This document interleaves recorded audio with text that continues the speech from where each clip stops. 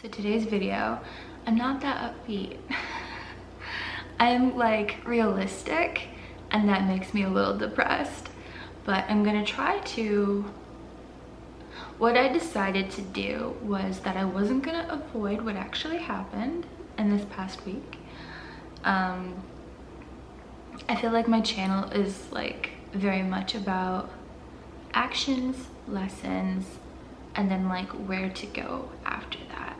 It's not about perfection, and it's not about coming across as like I have the best solution out there, because I don't, and I don't think anyone does. So if you ever have like a channel that's very preachy, just be like wary. Beware of the people that tell you there's only one way. So I kind of want to tell you what happened this week, but I also want to just kind of let you be aware that I'm a little bit hurt by what happened this week, and I'm like not excited to tell you. It's kind of like one of those things where it's like what I had in my head as what could possibly happen, the real life outcome was just so not it. It was so like different. So I feel like there's like 3 or 4 things that added up to like this feeling, and maybe we can unpack them. But at first, before we get into the heavier stuff, I did make myself a drink. I normally don't drink, but I had Tito's vodka and then some other thing like sitting on top of my fridge, like not being used. And we'll get into why it's not being used. And so I was like, you know what, today is the perfect day for one little cocktail, and so I'm gonna have a cocktail with you. And so this is my this is my cocktail. So cheers to you if you need a one cocktail as well. You can't cheers and not sip, that's like horrible, it's like illegal. I have like 1 shot glass in my house, and currently is holding a flower, so I didn't measure it out, so it's a little bit strong, but maybe that's a good thing. Ugh. You know, you're getting old when like you get like slightly hungover after like 1 or 2 drinks. That's why I kind of don't drink anymore.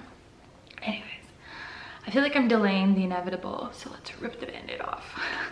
I don't know what I'm gonna title this video, but it should be like, after 2 years, I finally got laid. It wasn't what it was supposed to be like. Or like, super not happy with people my own age, so tried going after people 10 years younger. Like, those are actually like, you know, accurate descriptions for what happened this week. Or was very vulnerable, told the love of my life exactly how I felt. They still stonewalled me. All of those things are like, you know, I feel like they would be very clickbaity, but like they would actually be accurate for what happened, all in the span of like the last 7 days. And so like I didn't want to film this week because it's super easy to just be like, you know, talk endlessly about things that could happen, what I'm preparing for, and then to actually just sit down and tell you like, this is what happened. It's very different. So to be open and honest, I don't really have quite the reflection that I normally do, because it literally just happened. Reflection typically takes a little bit of time, and it's best left like simmered in your head for a little while. And so while I don't particularly have like the lessons, I do have one good takeaway that I did think about, and maybe it's just like a justification for what happened, but I think it's pretty legit anyway, so I will get into that after I tell you what happened. But I'm also not going to like tell you all the details of what happened because it just happened. Like it's very easy, or it was easy for me to talk about my Tinder dates and talk about like, you know, those sorts of things that were like very vulnerable when I was like 2 or 3 years removed from them. That's why I could tell you about exactly what happened on my dates in like pretty good detail. But it just happened, and don't know if I'm ready to just be like, hey world, this is what happened in my life in intimate detail. So you'll have to forgive me on like the vagueness at some points, but I do want to touch upon some things that were kind of interesting. And so I guess we'll just get into it. So for context, you remember last week that I had dropped the bomb on my pen pal person, that I was just like, you know, I'm super sick of being treated like I'm not worth your time. And I didn't really get a chance to say much else before he totally shut down. And so at that point in time, I'd left it with him where like, you know, I see that you're overwhelmed because you literally said that you were overwhelmed and would like to talk about it at another time. And I'm gonna let you pick another time, but like show up to show up, just so you know. So that time came, and we did have a talk. And I wasn't expecting like, I see the light now. I've been so wrong this whole time. You've been so right. And you know, like, how have I been so blind? You've been right in front of me, you know, just waiting in the wings for me to get my crap together. But like, that didn't happen. Like, I feel like that could, like, our plot line could be an intensely amazing romantic novel. Like, on a total side note, I've been like reading a lot of romance novels for reasons that I'll talk about maybe later, but I just know at this point that I have. It seems like I'm jumping from topic to topic, but I'm just like, what romance novels have in them right now is so different from like what actually happens in real life. Is that just me? Like, it's just so, all of it. How the sex goes, how the talks go, how the vulnerability goes. Like, maybe I just pick people that are just so fucking emotionally unavailable. Like, it goes completely different than how these novels go. But like, I was on the treadmill a lot this week, and I'm like listening to my little steamy, sexy story while other people are around me. And I'm just like thinking to myself, like, this does not mirror reality whatsoever. And like, I get that it's a fantasy, but like, holy crap. Like, shame on you, authors. Shame on you for like leading people astray. It's like the grown-up female version of like Disneyland, like Disney princesses, or like what happens with their Prince Charming and all that crap. It's like, no wonder people stumble around in actual real life, because like what is spoon-fed to them as like fantasy to like aspire to is just so different. But then again, I do understand that like some people might actually be able to like live out the fantasy in terms of like what it's laid out in these stories, and they match, and it's consistent, and it's lovely. But it just like none of the stories. I've read probably like 20 books now. Read is a strong word, more like listened to, because I only listen to audiobooks because that's just the way that I like to do it. But if I opened up my Audible, not sponsored by the way, they should sponsor me. I think I have like 60 books that I've paid for myself. But if I open up my Audible, I think I have in my library, yeah, 64 books, and like over half of them are like steamy romance novels that are written in very cringy ways that are not relatable, but I still listen to them. Because I'm just like, oh, that's a good line, or oh, that's really funny, or like sometimes they just make me happy because it's just like an escape from what actually happens in my real life. And I guess if you're like addicted to rom-coms, it's sort of kind of like the same. It's like it never works out that way. So anyways, if I sound bitter, I might be. I'm gonna try really hard not to be, but it's just like, this is a hard week for me. So I had a talk with my pen pal person, and it didn't go badly. It was just a lot of me like explaining like, I don't know what else I have to tell you in order to tell you that there have been expectations all along. You don't build a connection that's emotional with somebody and then have zero expectations to do anything with it, especially if the connection was like good and felt good to you. So I think I kind of like hammered my point home finally, that I do not want to stay in limbo. Limbo meaning like he thinks that we have zero expectations. I don't know where expectations got to be such a negative thing for people, especially men. But it's normal, I feel like, to have expectations of how things should go, especially when you build something. And so I don't think I'm very crazy in thinking that after 4 years of talking to somebody and liking somebody for that amount of time, that there should be kind of like a shit or get off the pot moment. Like, I don't think that's unreasonable. I think some people are like, hey, what are we after like a week?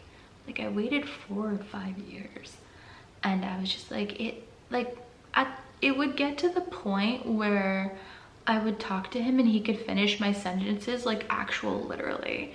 Like, he would know, like I would reference something, and because of like our little inside jokes, or because of something that we'd said like previously, maybe like 2 or 3 years ago, he knew exactly what I was referencing before I even said it. And that made me literally want to cry. Made me want to cry because we weren't doing anything with that magical moment. Like, if someone could finish my sentences and I was dating them, I'd be like, I love you, right? But it wasn't like that. It was just like, well, bottle this feeling up and stuff it down and just pretend it's not happening, even though it's like right there. The connection and the feeling and the magic is right there, and I'm supposed to just ignore it because he's ignoring it, and then we never talk about it. And so finally I was just like, I want to talk about it. Like, when we connect in such a great way that people would be jealous if, you know, they actually had even an ounce of what we have. On a separate note, it did not translate in person, but that could just be nerves, and that could just be whatever. I don't think we got like the fair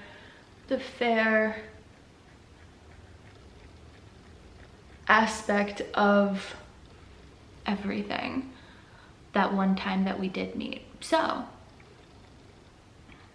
maybe it's just like a text thing or a conversation thing. We used to have a lot of phone calls, but I am aware of that. But like, I'm not so dumb where I don't see right in front of me that there is something worth fighting for. So I fought for it, and I was just like, look, I'm sick of being in this weird limbo where I'm supposed to just pretend that we don't have a connection. It hurts me. You are hurting me. It hurts me to just pretend. And while I totally understand that you want to, I don't want to. And I'm completely fine if you decide to go away forever after this, because it's like kind of like putting a spotlight on the problem that we never really hashed out. So that's how that went. It was just like, I am telling you now, like, all of my feelings and all my vulnerabilities, and it's just like, this is the time to like lay it on the line. I think I have been doing that for like a very long time, but it was just very clear. I was very clear.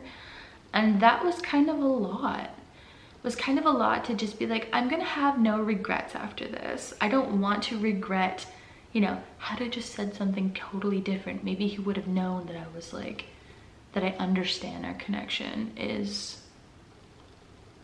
like abnormally good.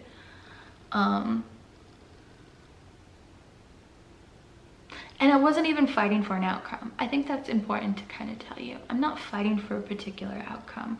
While it would be lovely to go then pursue that outcome and to see where that, you know, where that goes. I was more or less fighting for like, I don't want to be your no expectations pen pal of like 5-10 years and like be really sad when I see the connection is just super empty on both of our sides now because you're not going to do anything with it. Like I want to get out of that limbo, and my talk was to just get out of that limbo. It's like being a very big prisoner, like a prisoner even sometimes in like my heart. There's like a little shell around it that's like, this is meant for that connection, and nobody can kind of like get to the layers of like where I'm super vulnerable like he can, because I've protected what our connection means. I don't know if that's like extreme and just like exaggerating and like hyperbole or whatever, but that's how I sort of kind of felt. And so I didn't want to be in that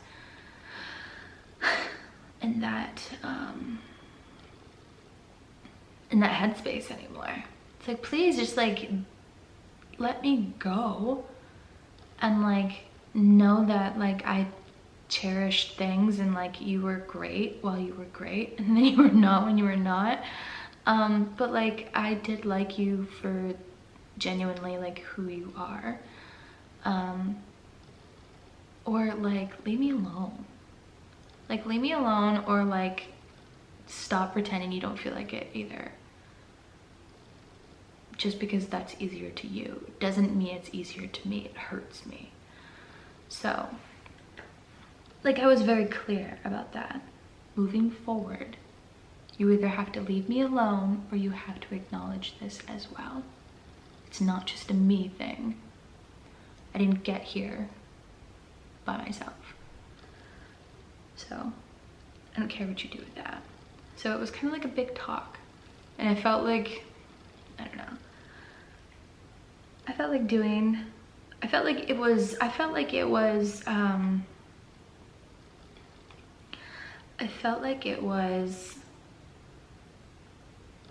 honest, but I also felt like it was very give up-y. I was like just so done. And I don't think you should get to that point where you're just super done and don't really care about the outcome. But like, I'm just being honest, I don't really care about the outcome. It was just more important to me to like not be in that limbo stage anymore. I was like fighting it, so. Like I don't want it to end, but I'm kind of okay with it ending. So anyways, you can only fight for so long until you're just like, okay, the war is done. Like you win. I lose. I'm over it. So also this week, it was supposed to be, I think the 4th or 5th time that I was supposed to hang out with this short-term person. And I'd never really had like a desire to see this short-term person as it built over time. As you know, it's been kind of like a little while for me since I've been super excited about a guy. Over time, I think over about a month, there was like a lot of like shady, weird stuff that was like, hey, I can't hang out with you. But in between that, when we were actually building our connection in order to actually go on like good dates or whatever, it was exactly how I liked. I was excited. He treated me nicely. He like was super humble and sexy and like literally everything that I wanted. Successful. He was a go-getter. He didn't really have like a lot of emotional problems. he was just like, I couldn't have asked for like a better person. And I was physically attracted to him, like very much so. Out of all the people that are here to kind of build that sort of connection with, I've always obviously talked with a bunch of people, and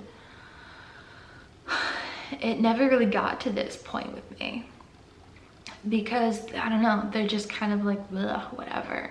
Anyways, the reason why it lasted so long is because he got me and I got him. We were so similar in the best of ways, in like the sexiest of ways. And anyways, so I did understand that there was a giant sketchiness about him. And so I did understand that he was risky, but like he was worth my risk because I genuinely liked him. Like there was things obviously that I didn't like about him. It's like, that's, you know, gonna happen. But like, I didn't really care. I just wanted to get to the part where like the scene in person would decide it all. He'd finally like called me. He hadn't been calling me. And he'd finally called me like one time when he was drunk at like 3 a.m., which is like obviously a red flag. But like, okay, if we're gonna have our one phone call for the first time ever, like I got up in the middle of the night and I talked to him. And it was just like talking to him through like text. And I was like, maybe this person is actually like gonna translate really well. And so sexy. And you know that I'd been in my big ass dry spell. And so like, I couldn't have asked for like a better person. Like he got what I thought was hot. He like even wanted to hang out with me until I like left, and he didn't care that I was going to leave. He was like just respectful and just like literally everything. And like not even in like a scammy way, like, you know, building up this whole thing and then like asking me for money. Like I felt like it was a genuine. Like I'm pretty good at like understanding when people are being flattering me for like kind of like an evil purpose. Because I've talked to like a lot of people, I kind of have seen a lot of different personalities and like how that sort of plays out to like get what they want. Like I've put myself in enough situations to like kind of see a pattern of like when people are bad people. So I'm not so naive. Like this isn't my first rodeo. So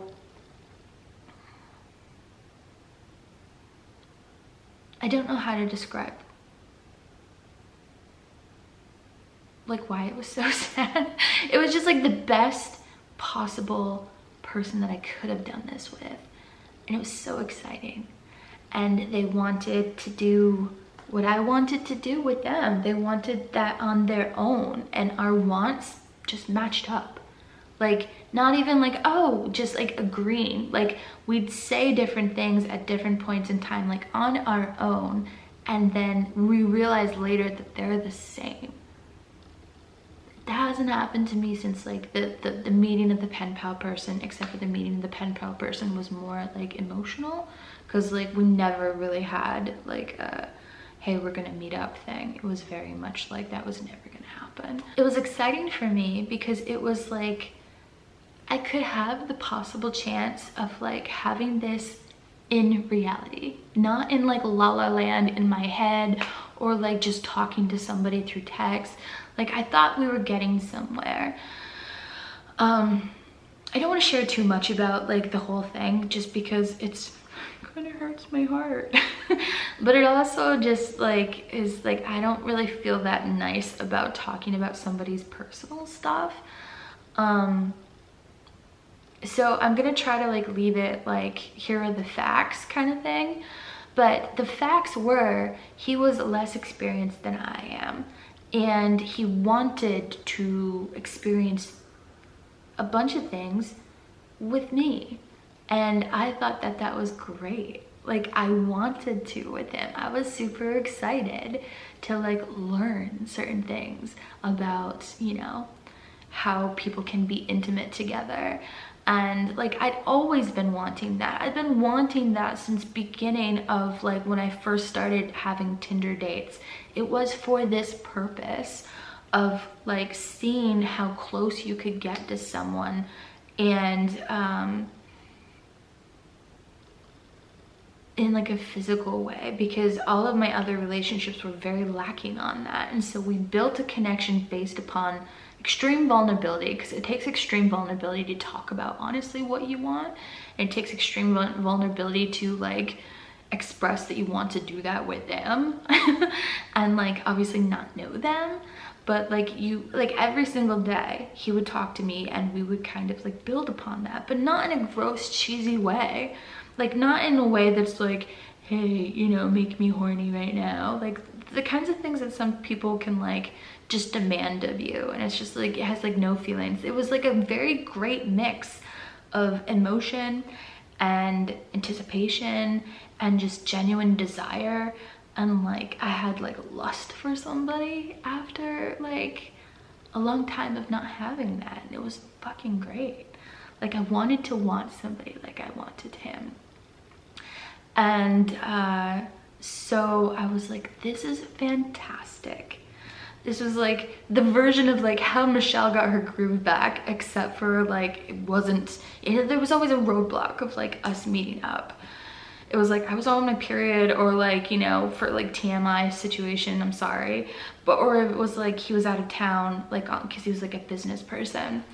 And so like, even his job was sexy to me. Like, I have decided that I'm only gonna go after people who either have their own business, manage people, or, you know, are very high up in a company or something. Like, that kind of person appeals to me. And he was that too. So he'd been at his company for like 15 years, and he was like a manager of like several different states. And so it was very complimentary to my needs and wants, but also my lifestyle. Like, I want to just be left alone to like do my own thing. So what I'm trying to say in like a very long way is like, he fit everything I was excited about a person. But like, for whatever reason, it just kept getting like pushed back and pushed back and pushed back. So he is sketchy as fuck, super sketchy. And but I put that all to the side because it was just like going really well. And I could tell that like, he was who he said he was. He wasn't like a catfish, but I didn't know if he was actually like being like for real with me about like the circumstances of his life.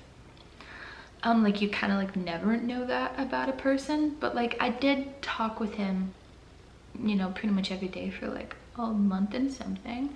So I got to know him pretty well. And we did talk about like certain aspects of possible things that I'd made assumptions about, and then he'd get a chance to clear them up, or, you know, correct my assumptions. But I was very honest about, hey, you're sketchy, and this is kind of like why I think you're sketchy and why you're dodging my dates. And then we would talk about them. So it's not like we didn't. But anyways, I'm getting kind of like long-winded about this, but we were supposed to have our date last week. Like, it was, you know, all going to be coming together again. I didn't have my period anymore. I was like, you know, super ready to just have some time with him to experience if our connection could translate to in person. And so it comes like the day before we are supposed to hang out. He was gonna be in a city that was close to me, and so we weren't going to like meet at my house or anything. He was gonna be in a city that was close to me, and so it was like very neutral territory. It was like, you know, wasn't either of our, you know, hometowns or whatever. And so it was going to be very neutral. We were gonna meet in public, we were gonna go have drinks, and then we were gonna go see like if that went well, Like we were gonna go see if like our chemistry was good, like what we'd been talking about for like a while. And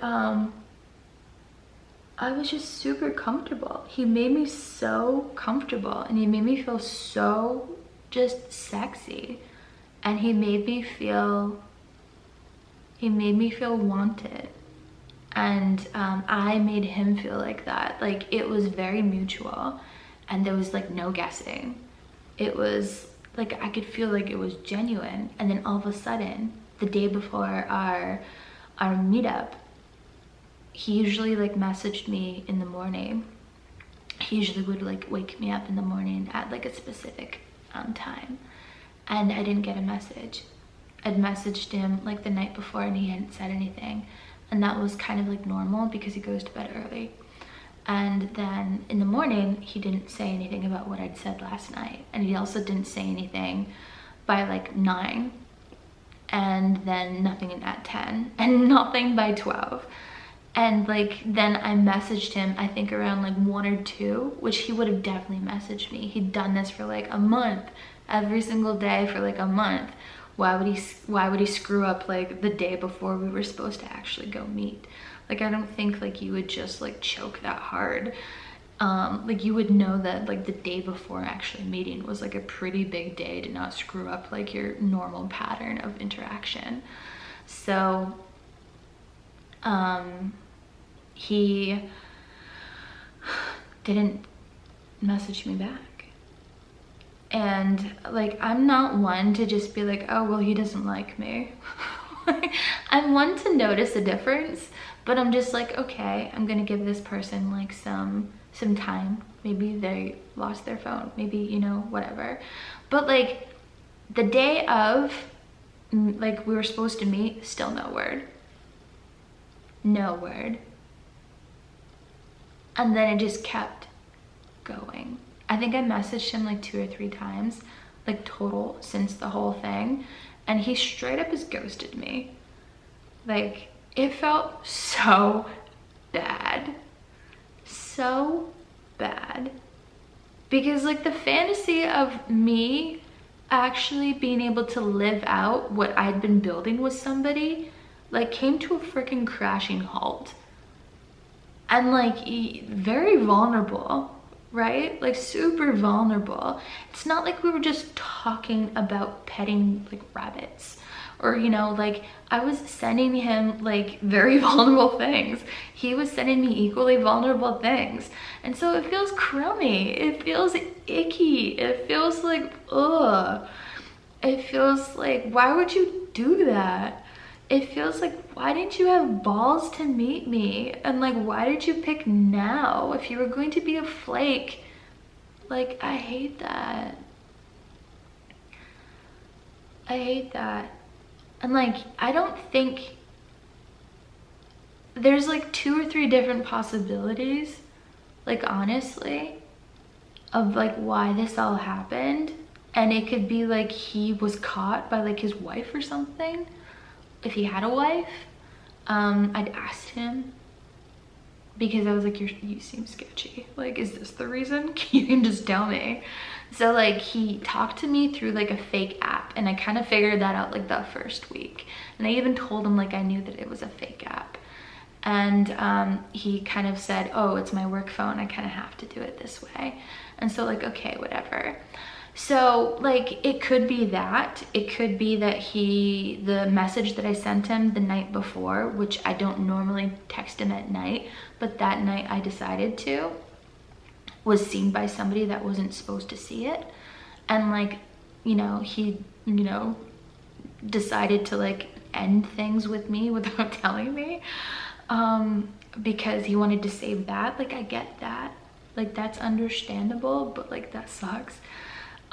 Or he could have been just so like chicken shit that he didn't want to like follow through on anything that he'd like built with me.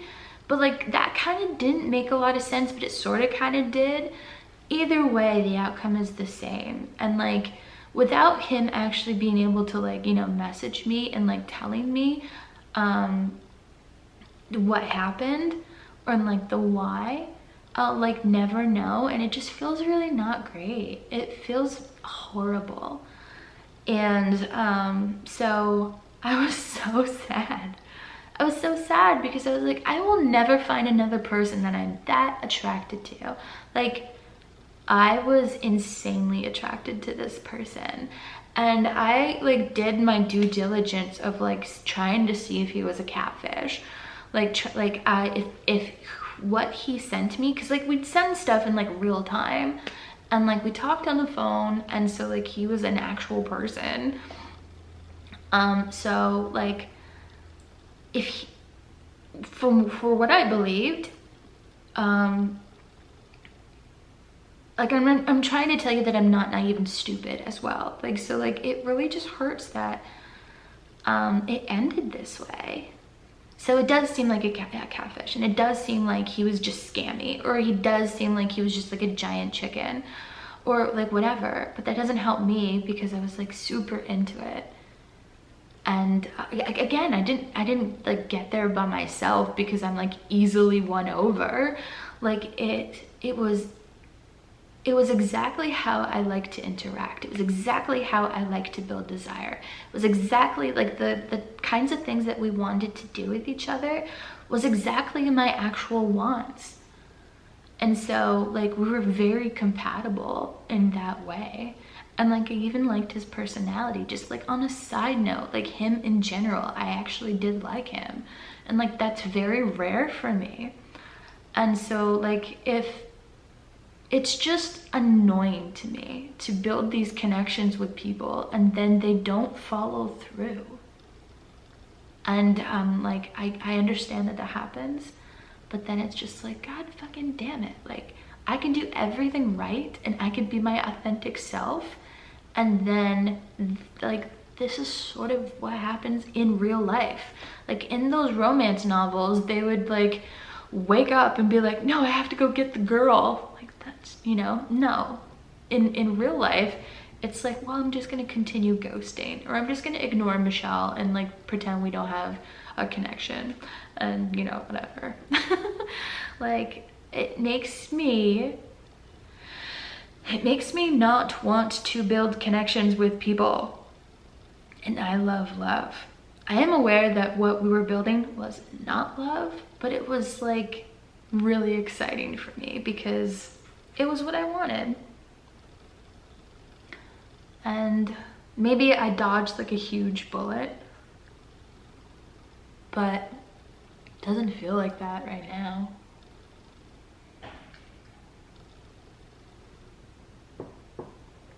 So that brings us to Kendall. Kendall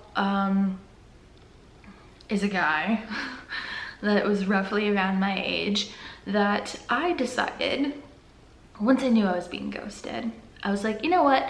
I am sick of this. I am gonna take my life into my own hands, and I'm gonna find somebody who wants to actually meet me. The hell with all these people who like string me along, make me have this wonderful want for them, and then like ghost me. Or like don't want to do anything with me but keep me on this weird sideline. Like, screw them. I'm gonna find somebody. So when I get something into my head, I get something into my head. And this is how bad choices happen. But like, I feel like I was ready to just be done with my streak. And so I had Tinder back. The Tinder, I'd never got rid of Tinder the entire time that I was talking to the sketch guy. The sketch guy got rid of Tinder when he was out of state or whatever, because he didn't need it because he had me now, and I was gonna fulfill all of his needs or whatever. So he didn't have it, but I didn't say that I was gonna get rid of it. I just wasn't using it as much, or really at all, while I was talking to him, because what he provided was really great. So I didn't need it. But I'm not so dumb that like I was, you know, I was possibly going to get rid of Tinder after we met and after we decided that it was like gonna be a thing. Like I was definitely going to give my time to him and like kind of not have like a million people going on in the background. I was gonna give him the space to like prove himself that like we could do this thing and it was gonna be great. I'm not looking for 1,000 people to hang out with, and I'm like, that's gross. Like, no offense if that's what you like, but like, I'm not like that. I don't even casually date more than one person at the same time. I'm like, it's like a little too overwhelming for me, and it like just doesn't feel as good. Like, I want to kind of focus on them. And like I said, how can you focus on like that one person if you got like 80 things going on? But I do understand like that's a strategy. So anyways, I had Tinder, but I wasn't paying for it, meaning like I couldn't see my matches or anything. And you know, I wasn't really trying to like get other dates lined up while I still was having this one date. So the ghosting happened. One day later, I was like, I am done with this. I knew I was being ghosted. I knew that it was done, and I knew that I'd been like, something had happened and I was never going to probably talk with this person again. And I was pissed. And when I get like that, I'm just like, I am scorned and I see red. I am like almost unreasonable. And that's when I get the most risk-takey, because like I just want what I want. And I don't get like that with most things, but I do get like that when it comes to like physical intimacy and like this kind of thing. And that might be psychotic, but I don't think so. But it may be. You can judge me if you want. But anyways, I'm just being real with you. I get scorned like that, and I'm just like, I turn the tables and I'm just like, I'm gonna show you. Instead of like, you know, going home and like, you know, taking care of myself and taking some time to think about things, I'm just like, I'm not gonna think about things because thinking about things got me to there. So I saw that this person that looked like a literal Ken doll like tried to like match with me. He was in my waiting matches. And so I talked with him, and he was like, I like a-holes. I like people to be like confident and kind of an a-hole, not to me, but to everybody else. And I like them to be alpha. Like, we've talked about like what I like, and like maybe that's my like fatal flaw, is like I'm a bad picker. But he was very obvious that he was he knew what he was doing. I thought he was hot enough to know how to like have good sex. I thought he was, you know, confident in his abilities. Like, I don't want somebody kind of like not confident in that area of life. Like, that's just like a total turn off to me. And he seemed like he was kind of choosy as well. And so like, I'm only saying that because I'm like, ugh, like if they're like not choosy at all, like how many people have they slept with? Like, I am on an IUD, but like I don't want like, you know, I don't want like STDs. Like I'm kind of like, you know, it's been 2 years and I've been clean. And so I'm just like you have to think about these sorts of things. And so I'm like running through the mental math of like, is he just too hot that he might be kind of gross, right? Like, I don't know. So it came out that he was like mean in a way that I don't normally like. He was kind of like mean to me. So anyways, like he wanted to meet that night. I'm skipping a lot of stuff because I kind of don't want to talk about it. But like, he wanted to meet that night, that first night, within the first hour or so after we matched. Like, he didn't want to know anything about me at all. He didn't want to verify that I was normal. He didn't want to like, you know, he was like, oh, like we've matched. Do you want to meet in my lunch break? Like, I can fit you in at like 1:30 to like 2 if you're like down for it. I'm like, I had just barely gotten off like the whole thing of this sketch person like avoided me for like 4 or 5 dates, like drawing it out like a month later, and this person wants to meet me after like saying like 2 sentences to me, like actual literally. So I was like, like, but Michelle, he's hot. Like, and I know this is a bad way to think. Like, I do know that. But he was. And I was like, that's the ultimate revenge in my head. I was like finding someone who was more hot than the other one. But like, I had a lot of desire for the other one. And the way that he made me feel was like great. And so this person made me feel nothing, and like the only thing, he was like visually appealing. And so yeah, so I got him to kind of delay it until the next day. It was a Friday. I was supposed to hang out with my sketch person on a Thursday, and I was talking with the Ken person. That's not his real name, but he looked like a Ken doll, so we'll call him Ken. On the Friday. And so I delayed it until Saturday. This was last Saturday. So I delayed it, and so I was like, you know, you should at least like talk with me. Like, and then we can decide. Because a lot happens when you talk with somebody. I've had 2 or 3 other phone calls since last Saturday, Ken doll, and holy crap, I could tell you insane things about how people portray themselves differently through text and how they just ruin everything on a phone call. I will never meet somebody again who does not talk with me on the phone. Oh my God. Maybe we'll get into that in another video, but for this time, I think we'll just kind of talk about, you know, this. So, cause like a lot happened, like I said, and I'm just like, there's a lot that I'm not telling you as well. So from the things that I'm telling you, it's just kind of a lot. So anyways, I was in the action of doing. I was like very gung-ho, and I was like, I don't care if this is a bad sign. I just want to get laid. Like, what does a fucking girl have to do in order to just get some? Like, I didn't think it would be this difficult, but it is not that difficult if you just kind of pick anyone. But I was trying to pick someone who would like be perfect for me, and that didn't work out. And so I was just like, you know, just pick somebody who's hot.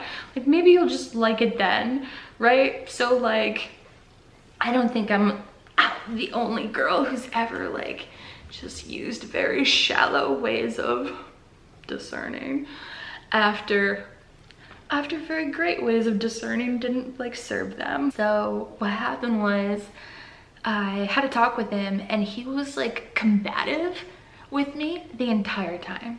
Like, we talked that Friday night, and it was like off-putting, but also kind of like weirdly sexy. And like, I told him as much. I was like, I don't know whether or not to like hang up on you or like hit you. Like people don't make me feel like that usually. People don't like, I'm not like a violent person. I'm not like people don't usually like interact with me like this. And he was different. He was nothing like I thought he was going to be, but like kind of different in an intriguing way, and I'm all about intriguing. And I am curious, and curiosity kills the cat sometimes. And yeah, so I decided that I was going to, like, I wasn't throwing caution to the full wind. Like, I did ask him like, hey, are you a serial killer? And we had this whole talk about like, if he wanted to kill me, like, why me? And like, it kind of made like a bunch of sense. So it's not like I was just like, oh yeah, this is great, you're hot, I'm gonna meet you. There was some amount of like back and forth, and there was some amount of like vetting, but there was not a lot. There was not a lot compared to like the vetting that I'd done previously for the other ones.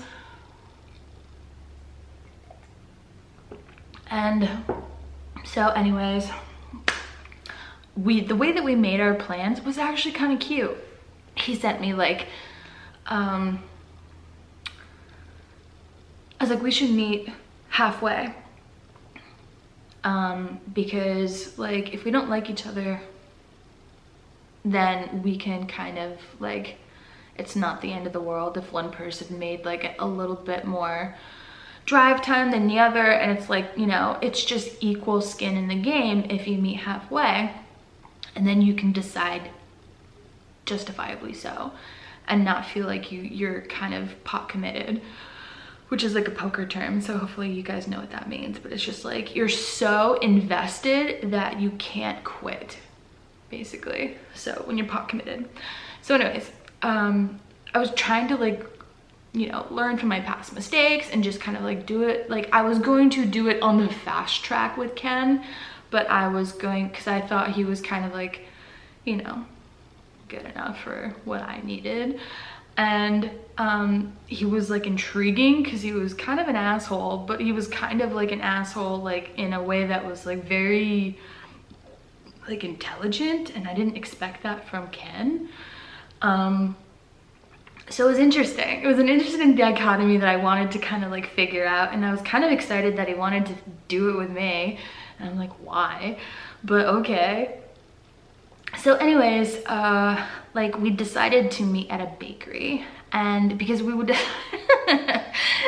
we decided that it was going to be a morning date, and we were supposed to meet at like 11, and he picked I told him the bakery, he found the bakery. So like we decided on different things, but we came together and collabed like pretty well. Like, and it was like, you know, going well.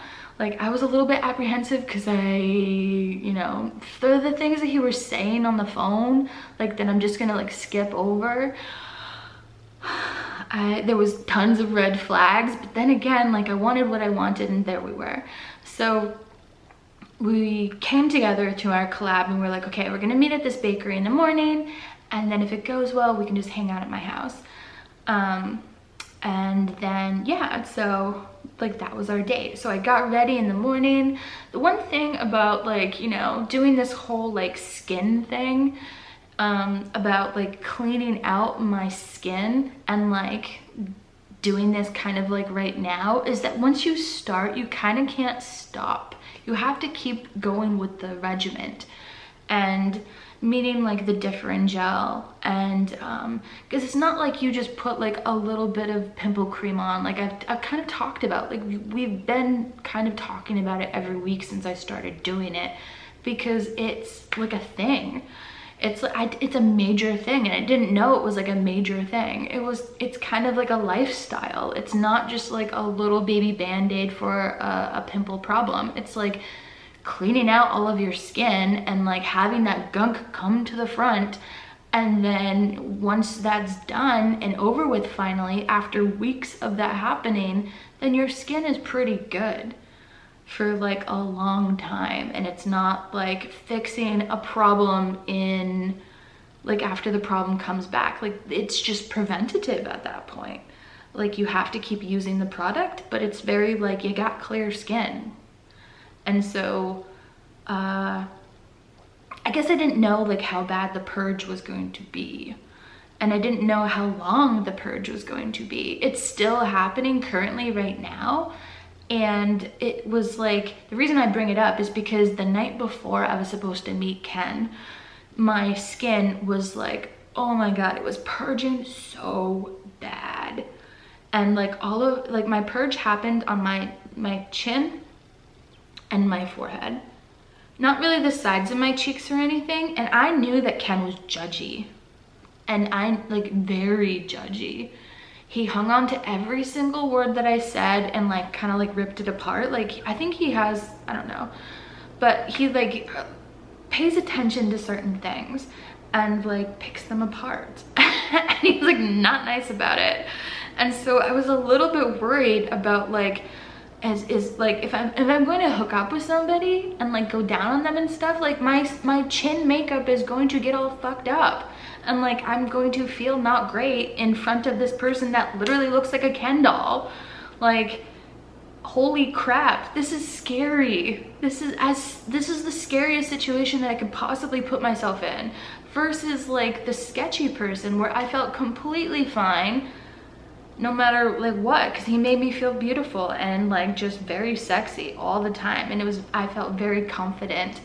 And this Ken person didn't even ask what I liked. We didn't even talk about that. And so I was like, oh my God, I'm purging. But I was like, you know what, Michelle, just go do it. This is what you want. And so like, stop making excuses. And so like my purge on my chin was happening.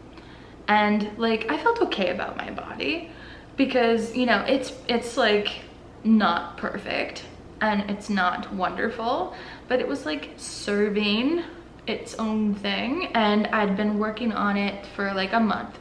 And so I was kind of okay with that. And he seemed okay with it because, like, you know, we sent pictures and blah, blah, blah.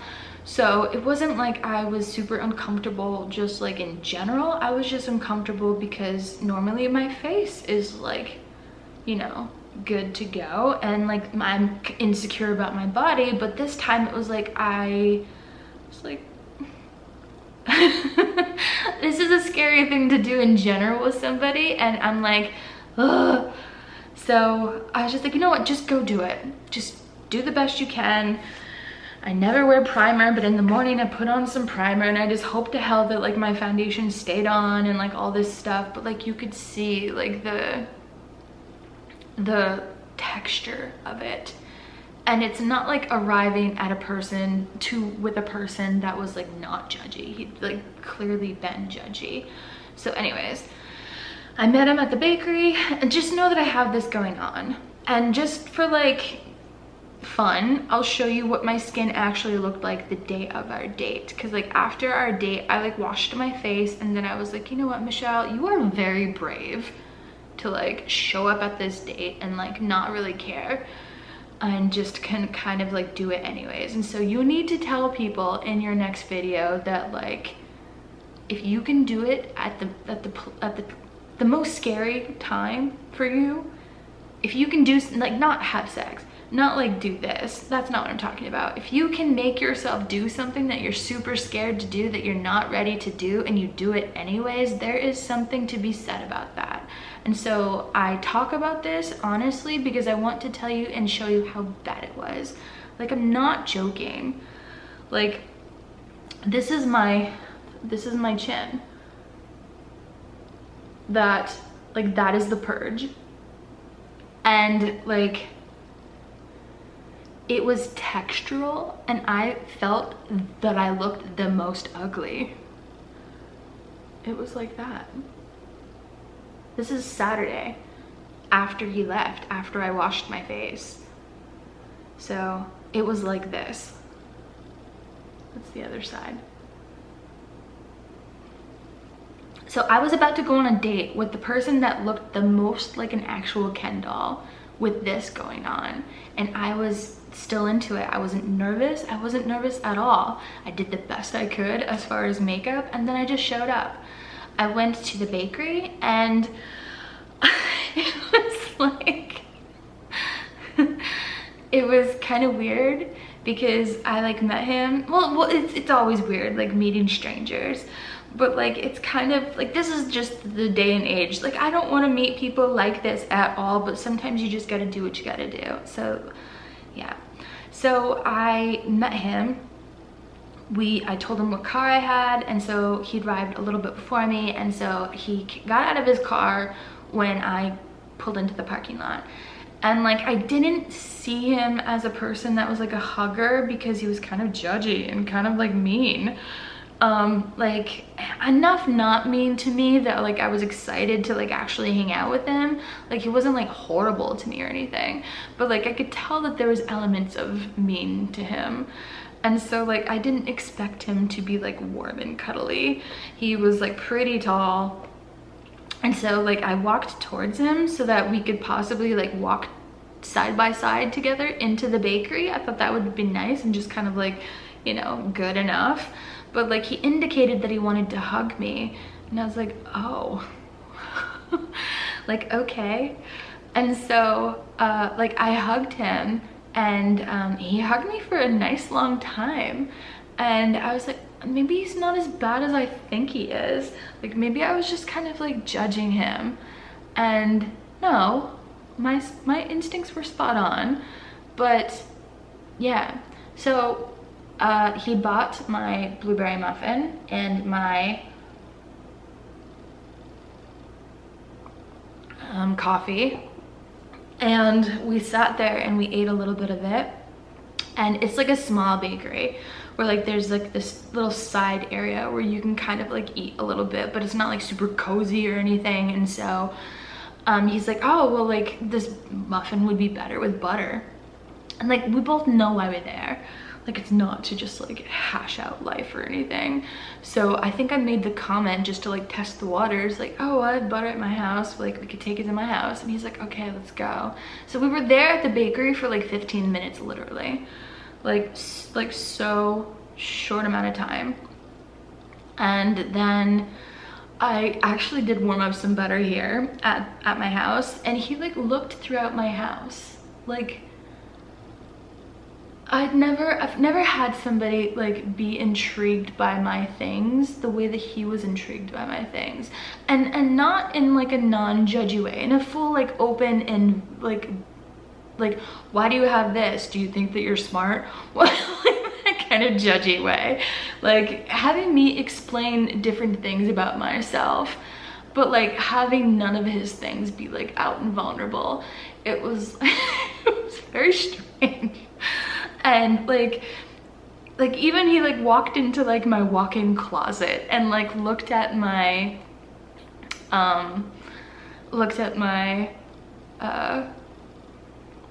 vision board, like that I like hide in my, like not hide, but like it like lives in my closet to like remind myself when I'm kind of like in there. And like I just kind of like forget that it's in there. So like I didn't do a lot of picking up because I kind of like have my house clean anyways, but like it was just clean. And so he like went throughout my entire house, and he's like, he had to like use the bathroom, and he's like, your bathroom is very clean. And I was like, thanks. And then he like looked throughout my entire house, and then he like saw that there was some hair in the drain from like in my second shower. He's like, I found it. And I was like, like, were you looking for dirt? Were you actually looking for dirt? Like, why? Like, it's weird and very judgy. Like, he's like, I knew I'd find it. Okay. So mind you, I'm going to be like having sex with this person. This is the person that I chose to have sex with after 2 years of waiting. And I was like, God damn it. Like, this is not gonna be good. I just know it's not gonna be good.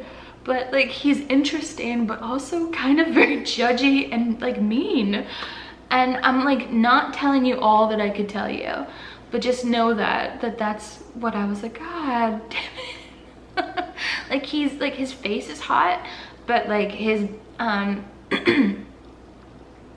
the rest of him is like a little bit just kind of average, which is interesting. I thought that it would be like super on point for like how judgy he was. Like, you know, all these mere mortals cannot be as hot as I am kind of like vibe.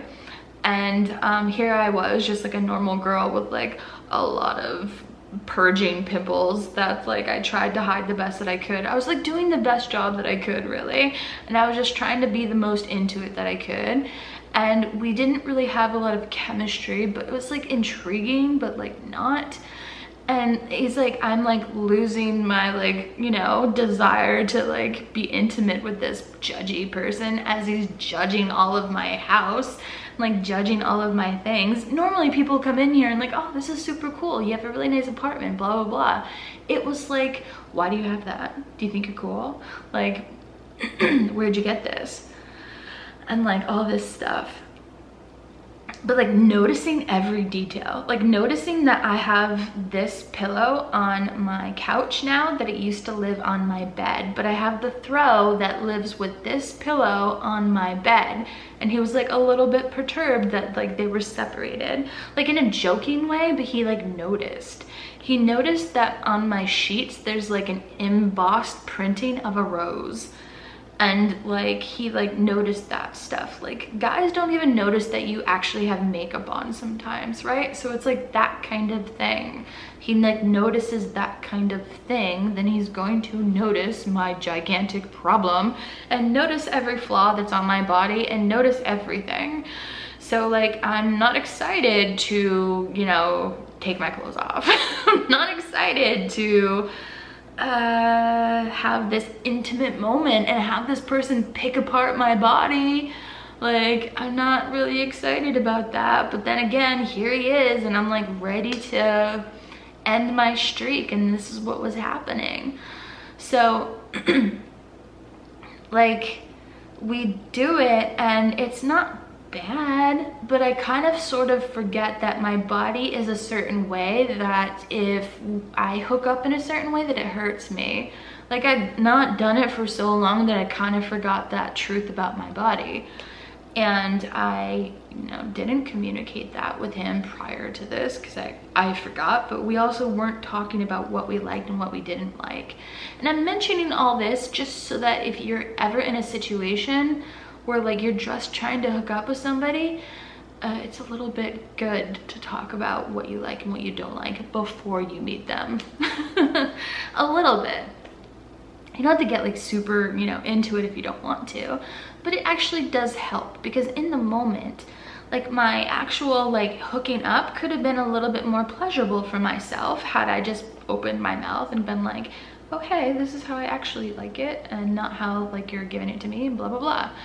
So the first time was okay, and the most fun that we had was like actually like the pillow talk in between. And like he was judgy, but like I didn't really care anymore about anything, and so I was kind of like bantery back with him, but also like laughing at his judginess. But like I didn't know if this was like a facade or like he just didn't actually care about like having another date with somebody like ever. Like he was a very interesting person this way. And I was like, I would say stuff and he would laugh, and like we would kind of like, we wouldn't hold hands, but he'd like lay his like limbs over mine, and it was very intimate that way. And so it was just nice to be close to somebody. And we didn't really kiss a lot. We didn't really kiss a lot in the beginning. We didn't really kiss a lot, which I hated. Like I usually like to be passionate, and it was just like not like that whatsoever. And so like then again, it's like reiterating to myself that you have the best connection, and then you could have the best like hookup if you just followed your instincts all the way through. And so again, like I was a little bit sad that my sketch person didn't work out, because I was pretty sure that we, no matter what, even if he was sketchy, we would have had bomb sex. Like it would have been amazing, because it was just there. And so like none of that same stuff was there for this Ken person.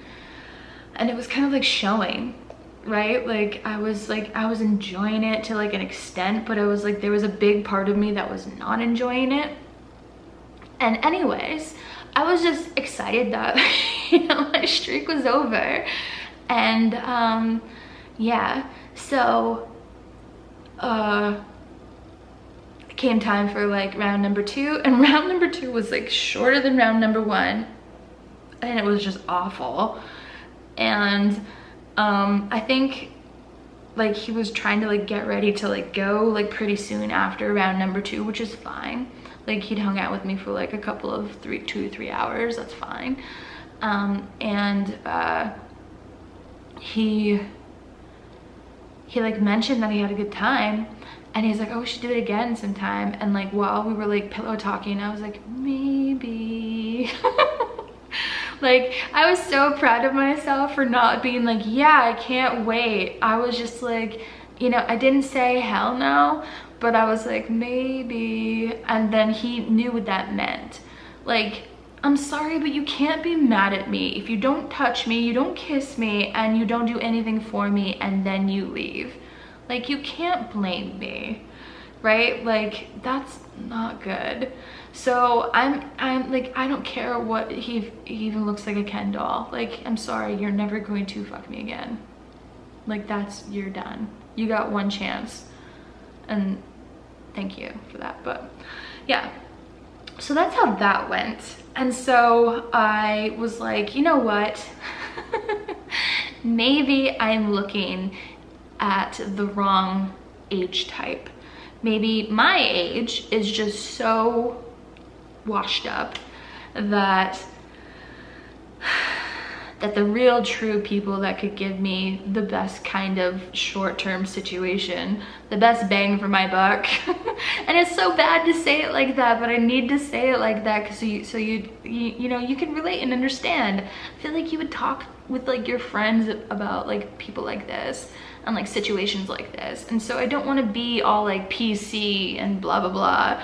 Like, this is just what I was thinking. So I was trying to find different people that were like in a different age bracket, and that was an interesting and eye-opening thing. And I don't know if I will ever actually pull the trigger on that, but I learned that there are problems at any age, and they're not necessarily better or worse, they're just different problems. And so I haven't had a date since, and I've talked with several people, and I've had very interesting and very eye-opening talks with people, like on the phone. And I decided that I now understand certain red flags to not avoid. And I always knew them, but it's like, you know, now I'm not desperate. Does that make sense? Like, now I'm just like more choosy because that whole thing isn't looming over my head anymore. And yeah, it's like a mental thing. Like, I just needed to like, it's hard to say. It's hard to say publicly, but like before the whole Ken thing happened, I was just like, are people even going to want to like do this with me anymore? Like that's how you feel after not pursuing that for so long. And now I'm fully aware that people will. And it's very easy to get. But now I'm just like back on like okay, just do better next time, Michelle. And you know, it's not your fault. Well, it kind of is, but it's kind of like not your fault. It's not your fault that you got ghosted. It's not your fault that people can't meet you halfway. So did I do everything perfect? No.